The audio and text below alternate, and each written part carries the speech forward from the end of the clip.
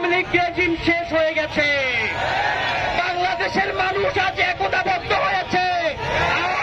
আওয়ামী লীগকে আর বাংলাদেশে ফিরতে দেওয়া হবে না, হবে না, হবে না।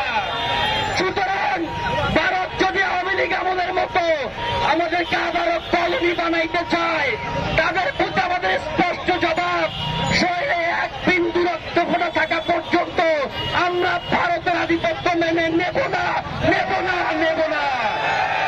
সুতরাং দিল্লি স্পষ্ট করে যাতে শুনে রাখে, যেমন করে দিল্লির গোলাম হাসিনাকে আমরা পালাইতে বাধ্য করেছি, দিল্লিকেও তেমন করে আমরা রুখে দিবই দিব ইনশাআল্লাহ।